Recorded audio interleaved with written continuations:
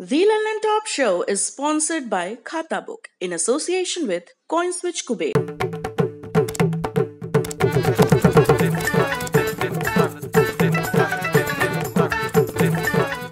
झंझट से मुक्ति, खाता बुक से दोस्ती। खाता बुक, बिजनेस हुआ इजी।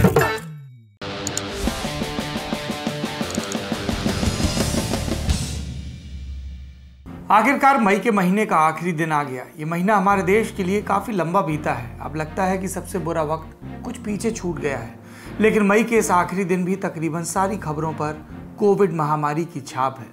लल्लन टॉप शो में आज हम बात करेंगे उन अदालती फैसलों की जिनका संबंध सेंट्रल विस्टा और 11वीं 12वीं की परीक्षाओं से है। फिर बड़ी खबर में टीकाकरण को लेकर माथापच्ची करेंगे कि टीका किसे लगे और कैसे लगे। इसे लेकर नीति और नियत के स्तर पर हमारे देश में फिलहाल कैसे काम हो रहा है, लेकिन परंपरा के मुताबिक सबसे पहले देखिए ये वीडियो।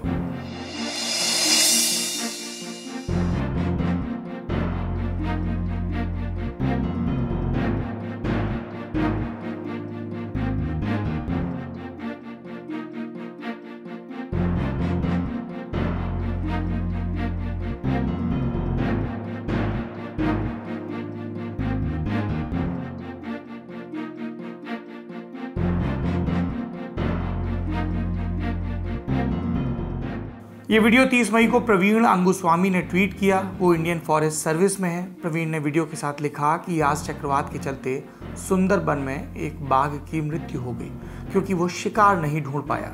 जब वन विभाग के कर्मचारियों ने बाघ को अधमरी हालत में देखा तो उसके करीब गए, खाना पानी देने की कोशिश की। वीडियो में एक कर्मचारी अपने हाथ से बाघ को पानी पिलाने की कोशिश करता नजर आ रहा है।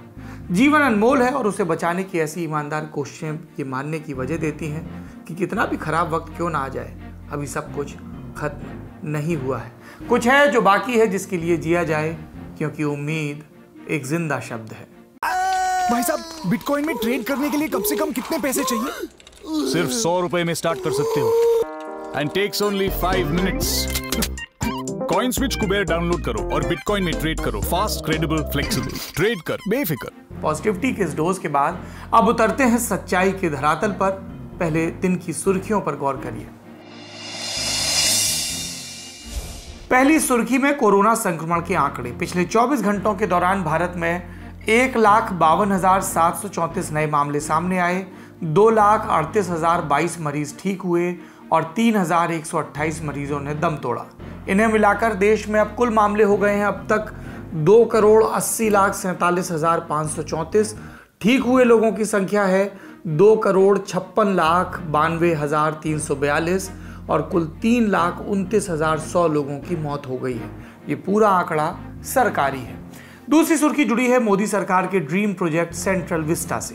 सेंट्रल विस्टा प्रोजेक्ट के तहत एक नया संसद भवन, एक नया प्रधानमंत्री आवास और कई मंत्रालयों के लिए इमारतें बन रही हैं। सरकार का दावा है कि सुचारू प्रशासन के लिए ये प्रोजेक्ट जरूरी है और आलोचकों की राय है कि ये एक ऐसी फिजूल खर्ची है जिससे बचा जा सकता था, खासकर कोविड महामारी के दौर में।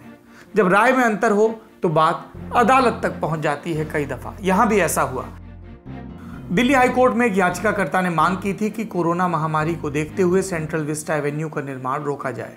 सेंट्रल विस्टा एवेन्यू मोटामाटी वही इलाका है जिसे हम राजपथ कहते हैं, जहां खुदाई की तस्वीरें बीते दिनों वायरल हुई थी। आज हाईकोर्ट के चीफ जस्टिस DN पटेल और जस्टिस ज्योति सिंह की डिवीजन बेंच ने मामले में फैसला देते हुए कहा कि सेंट्रल विस्टा एवेन्यू का काम सेंट्रल विस्टा प्रोजेक्ट का हिस्सा है। इसका सार्वजनिक महत्व है। प्रोजेक्ट साइट पर काम कर रहे मजदूर वहीं रहते हैं। नियम ऐसे निर्माण की छूट देते हैं जहां मजदूर निर्माण स्थल पर रहते हों। इन टिप्पणियों के बाद कोर्ट ने सेंट्रल विस्टा एवेन्यू के निर्माण पर रोक लगाने से इनकार किया और याचिकाकर्ता अन्या मल्होत्रा और documentary film maker Sohail Hashmi पर 1 लाख रुपए का जुर्माना लगा दिया। सुप्रीम कोर्ट पहले ही सेंट्रल विस्टा प्रोजेक्ट पर मुहर लगा चुका है, लेकिन जिस कोविड के चलते राजधानी में मचे हाहाकार के बीच निर्माण चल रहा है, उसके चलते सरकार की आलोचना हुई। इसलिए दिल्ली हाईकोर्ट के आज के फैसले से मोदी सरकार को बड़ी राहत मिली है। फैसला आने के बाद केंद्र में शहरी विकास मंत्री हरदीप सिंह पुरी ने कहा कि सेंट्रल विस्टा प्रोजेक्ट के लिए किसी भी हेरिटेज बिल्डिंग को नहीं गिराया जाएगा। वैसे पुरी के बयान से असहमत होने वाले आपको बताएंगे कि सेंट्रल विस्टा प्रोजेक्ट के लिए national museum, national archive, Indira Gandhi national centre for arts को गिराया जाना है। तो बात यह है कि कौन किस इमारत को हेरिटेज मानना चाहता है या नहीं मानना चाहता। वैसे सेंट्रल विस्टा की बात चली है तो नेशनल म्यूजियम को लेकर एक और अपडेट, इसे सेंट्रल विस्टा प्रोजेक्ट के तहत शिफ्ट किया जाना है नई जगह, नई इमारत में। लेकिन इंडियन एक्सप्रेस अखबार ने अपनी एक रिपोर्ट में दावा किया है कि फिलहाल नेशनल म्यूजियम अपनी जगह बना रहेगा और इसे 2023 में भारत में होने वाले G20 सम्मेलन के लिए तैयार किया जा रहा है। तब कई विदेशी मेहमानों के यहाँ आने की उम्मीद है। तीसरी सुर्खी जुड़ी है 12वीं की परीक्षा से। देश के दो बड़े बोर्ड CBSE और CISE इन परीक्षाओं को रद्द करेंगे या नहीं, इस पर आज सुप्रीम कोर्ट में जस्टिस AM खानविलकर और जस्टिस दिनेश माहेश्वरी की डिवीजन बेंच ने सुनवाई की। याचिकाकर्ता ममता शर्मा की मांग थी परीक्षाएं रद्द हों।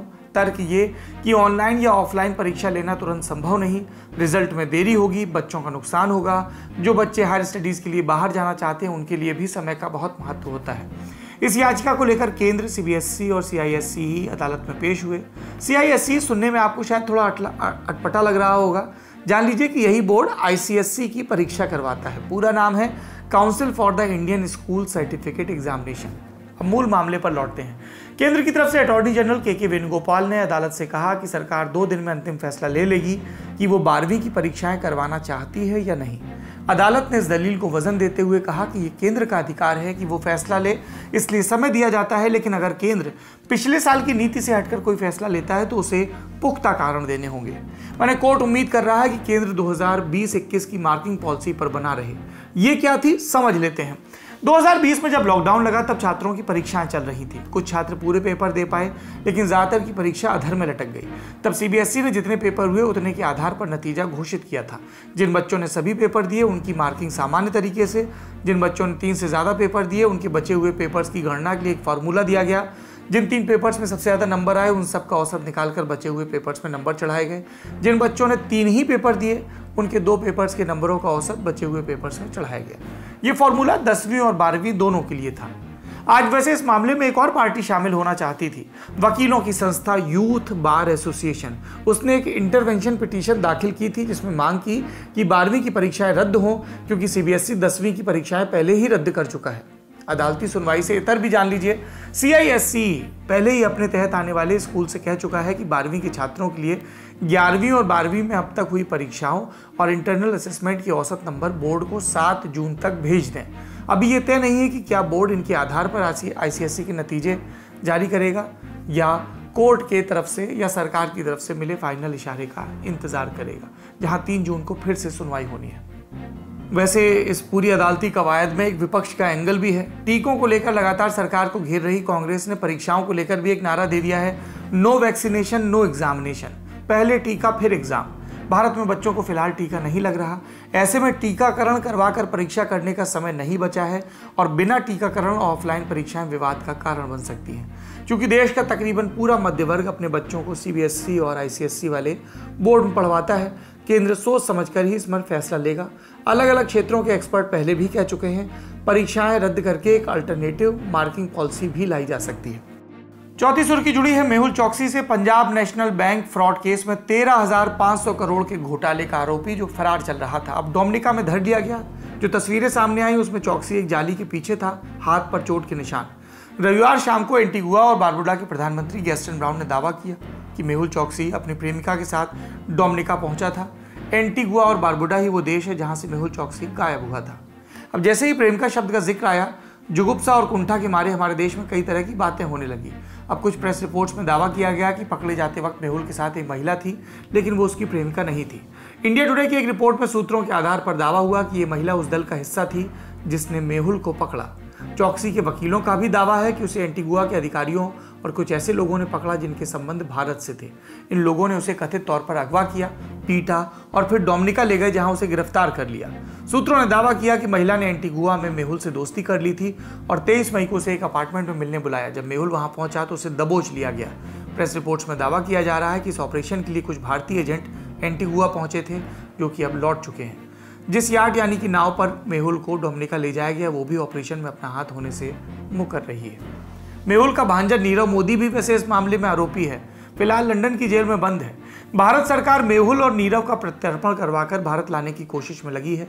हालिया अपडेट ये है कि मेहुल का कोविड टेस्ट हो गया है, नेगेटिव है, फिलहाल अस्पताल में भर्ती है, अपने प्रत्यर्पण के खिलाफ अदालती कार्रवाई भी कर रहा है, इसलिए नीरव की तरह उसे भी भारत लाने में भी कुछ वक्त लग सकता है। आखिरी सुर्खी जुड़ी है पश्चिम बंगाल और नई दिल्ली के बीच मची खींचतान से। केंद्र ने ममता सरकार के चीफ सेक्रेटरी अल्पन बंदोपाध्याय को वापस बुला लिया था। इस बात को लेकर कोलकाता में नाराजगी और हैरानी दोनों थी। रविवार को खबर आ रही थी कि बंदोपाध्याय सोमवार सुबह 10 बजे दिल्ली रिपोर्ट नहीं करेंगे। ऐसा ही हुआ भी। अब ममता बनर्जी ने प्रधानमंत्री मोदी को खत लिखकर कहा कि ऐसे नाजुक समय में पश्चिम बंगाल सरकार अपने चीफ सेक्रेटरी को रिलीज नहीं कर सकती, अतः सरकार के आदेश पर पुनर्विचार करें। फिर पश्चिम बंगाल सरकार ने बंदोपाध्याय को रिलीज नहीं किया। ऐसा होने तक उन्हें अपने हालिया पद से जुड़ी जिम्मेदारियां निभाते रहना होगा। फिर खबर आई कि ममता बनर्जी ने एक नया ऐलान कर दिया कि बंदोपाध्याय रिटायर होने के बाद चीफ सेक्रेटरी नहीं रहेंगे, उन्हें पश्चिम बंगाल के सीएम का नया चीफ एडवाइजर नियुक्त किया जाएगा। इसका मतलब ममता अपने अफसर को दिल्ली नहीं भेजने का पूरा मन बना चुकी हैं। अब केंद्र कह रहा है कि नोटिस भेजा जाएगा अधिकारी को कि आपने यहाँ पर बुलाए जाने के बावजूद रिपोर्ट क्यों नहीं किया। तो ये रस्साकशी चल रही है, विच इज प्योर पॉलिटिक्स। अब चलते हैं सुर्खियों से दिन की बड़ी खबर की तरफ। कोरोना महामारी की दूसरी लहर अब दूर जाती दिख रही है। कम से कम सरकारी आंकड़ों में तो संक्रमण के रोजाना के जो मामले कम होते दिख रहे हैं, उसका यही निष्कर्ष निकलेगा। आपाधापी बीतेगी तो मंत्रणा का समय आएगा कि क्या सबक लिया, इस पर विचार होगा। लेकिन फिर जिम्मेदार पदों पर बैठे लोगों के ऐसे बयान आ जाते हैं कि उतनी दूर तक सोचने का कोई मतलब नहीं रह जाता। सबक वाली बात ही गोल हो जाती है। ऐसा लगता है कि भैया सबसे अर्जेंट है इन महाशय की परेशानी का इलाज, वरना कुछ गलत हो सकता है। हरियाणा के मुख्यमंत्री मनोहर लाल खट्टर की इस बात पर गौर करिए। वो ड्रामा करने के लिए क्या किया, कल से मेरे वैक्सीनेशन सेंटर सारे बंद। क्यों बंद? क्योंकि मुझे टीके नहीं मिले हैं। हम कहते हैं टीके तो बाकी प्रदेशों से आपको ज़्यादा मिल रहे हैं, आप जैसे बाकी प्रदेश कर रहे हैं। आज हम भी 2 लाख एक ही दिन में लगा करके अपना स्टॉक खत्म कर सकते हैं। हमको पता है कि जितना स्टॉक मिल रहा है, हम 50,000 60,000 रोज करेंगे तो ये काम हमारा चलता रहेगा। तो ये सूझबूझ अरविंद केजरीवाल को रखनी चाहिए। वो सूझबूझ रखने के बजाय राजनीति करने का उसका मानस है, वो करता है। और विपक्ष के लोग अगर महामारी पर भी करते हैं तो भगवान भला करे उनका। मुख्यमंत्री अपने पड़ोस के मुख्यमंत्री अरविंद केजरीवाल को नसीहत दे रहे थे। सार ये कि टीकों की कमी बताना ड्रामा है और कम टीके लगाना सूझबूझ। मनोहर लाल दूसरी बार के मुख्यमंत्री हैं हरियाणा के। जानते हैं कि उनके पद पर आने के लिए संविधान की शपथ लेनी होती है। और सीएम साहब ये भी जानते होंगे कि संविधान की बगिया में एक चिड़िया होती है जिसे कहते हैं वैज्ञानिक चेतना। वो चिड़िया जिसका घोंसला सीएम साहब के बयानों से उजड़ने को हो रहा है। संविधान के अनुच्छेद 51A में मूल कर्तव्य आते हैं। इस अनुच्छेद का भाग H कहता है कि वैज्ञानिक चेतना का विकास करना भी मौलिक कर्तव्य है। मुख्यमंत्री महोदय संघ से आते हैं, संघ जिसके लिए कर्तव्य और दायित्व इन दोनों का बड़ा महत्व है। सीएम साहब को सोचना चाहिए क्या वो मूल कर्तव्यों की अनदेखी करके अपने दायित्व निभा सकते हैं।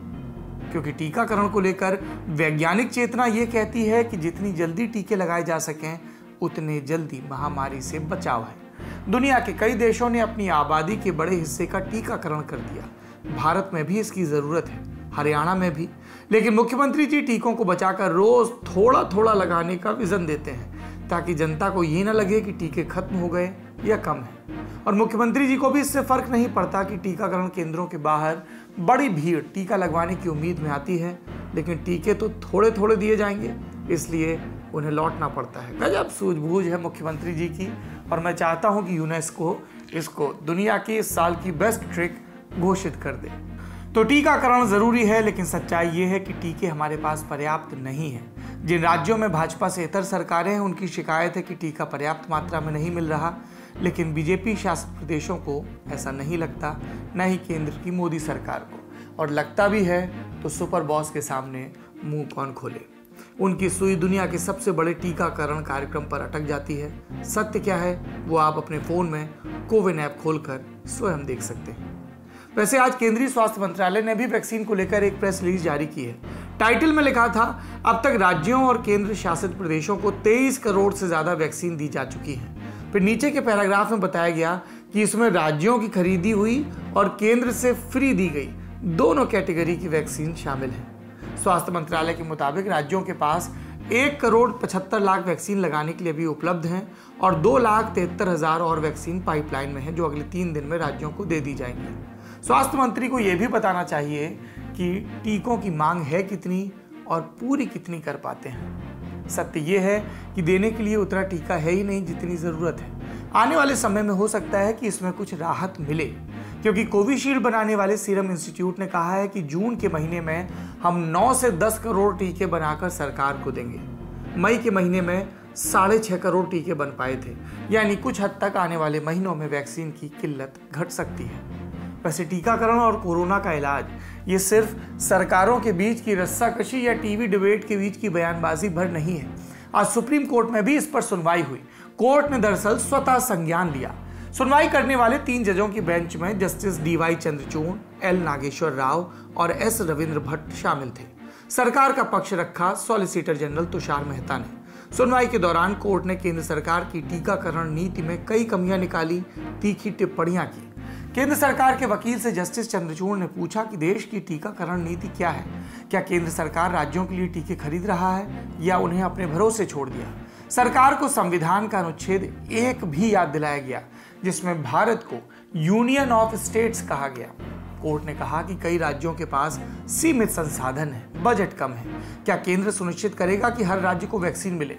इस पर सॉलिसिटर जनरल मेहता ने कहा कि हमने वैक्सीन निर्माताओं और राज्यों से बात करके मूल्य तय करवाया है। मेहता ने कोर्ट को यह भी बताया कि इस साल के आखिर तक 18 साल से ऊपर के सभी लोगों को वैक्सीन लगा दी जाएगी। कुछ समय पहले मंत्री प्रकाश जावड़ेकर ने भी ये बात कही थी। इस दावे पर एमिकस क्यूरी यानी कोर्ट की मदद के लिए नियुक्त वकील जयदीप गुप्त ने कहा कि अभी 15 करोड़ वैक्सीन हर महीने बन रही है। 6 महीने में ये लक्ष्य जो सरकार कह रही है पूरा नहीं हो सकता।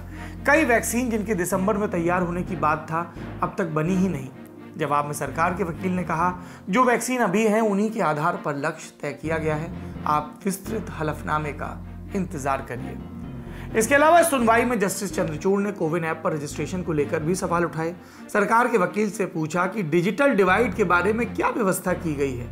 डिजिटल डिवाइड मतलब ये इंटरनेट की उपलब्धता को लेकर जो दो फाक है। क्या ग्रामीण इलाकों के लोगों के लिए कोविन ऐप पर रजिस्ट्रेशन करवाना संभव है। जवाब में वकील साहब बोले अगर सरकार सभी के लिए ऑफलाइन रजिस्ट्रेशन शुरू करती है तो वैक्सीन सेंटर पर भारी भीड़ की संभावना है। एक सेंटर पर 5000 तक लोग आ सकते हैं। इसीलिए एक सिस्टम बनाया गया है जिसमें 45+ वालों के लिए ऑन स्पॉट रजिस्ट्रेशन है। सुनवाई के दौरान शवों को नदी में फेंकने का भी जिक्र आया। एमिकस क्यूरी मीनाक्षी अरोड़ा ने कहा मौत के बाद अंतिम संस्कार के दौरान गरिमा का पालन नहीं हो रहा। देश में कई शमशान घाट काम नहीं कर रहे। गरीब लोगों के लिए अंतिम संस्कार की व्यवस्था राज्यों की तरफ से होनी चाहिए। इस पर जस्टिस राव ने कहा कि कल हमने नदी में शव तैरते हुए देखे हैं। इस पर जस्टिस चंद्रचूड़ का तंज आया। उन्होंने कहा कि मुझे नहीं पता कि ये दिखाने के लिए समाचार चैनल के खिलाफ राजद्रोह का मामला दर्ज किया गया है या नहीं। नदी में तैरते शवों और वैक्सीन के अलावा तीसरी लहर की तैयारी की जानकारी भी सुप्रीम कोर्ट ने सरकार से मांगी। आज सुनवाई के दौरान कोर्ट ने कहा कि खुद की कमी को स्वीकार करना मजबूती की निशानी होती है। यहाँ सुनवाई किसी को नीचा दिखाने के लिए नहीं हो रही। हमें पता है कि विदेश मंत्री आवश्यक चीज़ों के इंतजाम के लिए अमेरिका गए। ये स्थिति की गंभीरता को दिखाता है। आखिर में जस्टिस चंद्रचूड़ ने कहा कि हम ऐसा कोई आदेश पारित नहीं करेंगे जो देश के कल्याण में बाधा बने। कोर्ट ने केंद्र सरकार को हलफनामा दाखिल करने के लिए 2 सप्ताह का वक्त दिया है। ये तो हो गई वैक्सीन पर बात। अब लॉकडाउन और अनलॉक के कुछ अपडेट्स भी जान लेते हैं। बिहार के मुख्यमंत्री नीतीश कुमार ने आज लॉकडाउन को 1 हफ्ते और बढ़ाने का ऐलान किया। 8 जून तक बिहार में लॉकडाउन रहेगा। हालांकि काम धंधों को लेकर कुछ छूट दी गई। इसके अलावा दिल्ली, मध्य प्रदेश, हरियाणा और उत्तर प्रदेश जैसे राज्यों में भी अभी लॉकडाउन रहेगा, लेकिन 1 जून से कुछ ढील मिलेगी। यानी कल से अनलॉक का प्रोसेस शुरू होगा। कहाँ कितनी छूट होगी इसको लेकर हर राज्य के अलग अलग नियम होंगे। कल इस पर और विस्तार से बात कर लेंगे ललन टॉक में कि कहाँ क्या खुला। फिलहाल आप अपने स्थानीय प्रशासन के निर्देशों का पालन करिए। हो सकता है कि आपके राज्य में अनलॉक हो रहा हो लेकिन आपके जिले या फिर तहसील में छूट ना दी गई हो। जैसे हमारे नोएडा में अभी छूट नहीं मिल रही क्योंकि यहाँ केस खूब है। इसलिए पक्की जानकारी का इंतजार करें और एकदम से 1 जून को जैसे वो खूंटा तोड़ा के बछिया या बछड़ा भागता है वैसे बाहर निकलने का प्लान ना बनाएं। लॉकडाउन में ढिलाई हो जाए तो भी अपने बचाव के लिए पहले जैसी सावधानियां ही रखिए। मास्क पहनिए, हाथ धोइए, 2 गज की दूरी वाले नियमों में ढील मत बरतिए और ज़्यादा से ज़्यादा घर पर रहकर काम करिए। भले ही बैकग्राउंड में कुत्तों के भौंकने की आवाज़ आए जो रोज़ शाम को इसी नियत वक्त में अपना आलाप भरते हैं। वैसे वैक्सीन के मोर्चे पर केंद्र सरकार की तरफ से एक और अपडेट है। खबर आ रही कि सरकार नई रणनीति पर विचार कर रही, जिसमें 2 बिंदु अहम हैं। पहला ये कि एक वैक्सीन के 2 डोज के बजाय मिक्स वैक्सीन भी लगाई जा सकती है क्या, और दूसरा कोविशील्ड की 2 के बजाय 1 ही डोज लगाई जाए। अभी सरकार ने पुख्ता तौर पर इसका ऐलान नहीं किया है। सूत्रों के हवाले से खबर है सरकार महीने भर के भीतर ही मिक्स वैक्सीन की डोज लगाने की टेस्टिंग भी शुरू कर सकती है। इससे अभी तक जो भारत में वैक्सीन उपलब्ध हैं वो मिक्स की जा सकती हैं। सूत्रों के मुताबिक 2.5 महीने में इसकी टेस्टिंग पूरी कर ली जाएगी। अभी कुछ लोगों को गलती से अलग अलग वैक्सीन की डोज लगा दिए गए थे, जिसके बाद सरकार ने साफ किया था इससे कोई साइड इफेक्ट नहीं होता। अब उस गलती को सरकार रणनीति का हिस्सा बनाने पर विचार कर रही है। हालांकि बीबीसी की रिपोर्ट के मुताबिक, जिसमें एस्ट्राजेनेका और फाइजर का मिक्स लगाए गए जिन लोगों में उन्हें हल्के या थोड़े ज्यादा साइड इफेक्ट दिखे, और इन सारी बातों के मद्देनजर सरकार सोच समझ कर ही आगे बढ़ना चाहेगी। चलते चलते आपको एक और खबर बताते हैं। आखिर में देश की आर्थिक सेहत का हाल बताते हैं। सरकार ने आज वित्त वर्ष 2020-21 की आखिरी तिमाही के लिए जीडीपी के आंकड़े जारी किए।